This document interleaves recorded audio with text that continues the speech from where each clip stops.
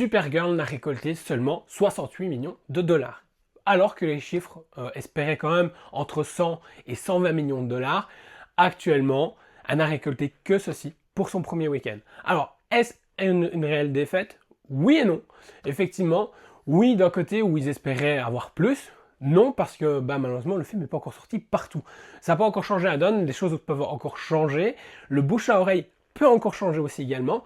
Le film est salué par certaines critiques, d'autres malheureusement déplorent le fait qu'elle a pris trop de liberté pour justement au niveau scénaristique et par rapport au comics qui est du même nom, qui est vraiment bien, mais je trouve légèrement surcoté par rapport sur ce que les gens m'avaient vendu justement sur ce comics. Mais voilà, ici actuellement il faudra voir comment elle se débrouille pour la suite, voir combien de temps elle va pouvoir espérer vivre au cinéma, et après forcément dans le budget il faudra compter également les produits dérivés, justement les achats digitales et les locations. Tout ça se fera entre les 6 à 8 mois qui viennent. Donc du coup pour l'instant on ne peut pas prononcer si c'est un vrai échec de DC, parce que le cinéma se porte mal quoi qu'il arrive pour le moment.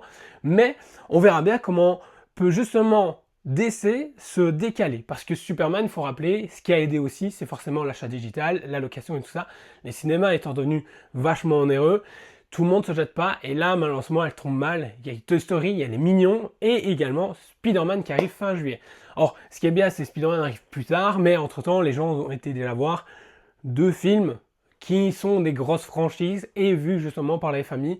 Donc les familles n'ont pas forcément le budget pour proposer pour Supergirl. Maintenant, à voir au bouche à oreille si les gens vont être attirés par le film.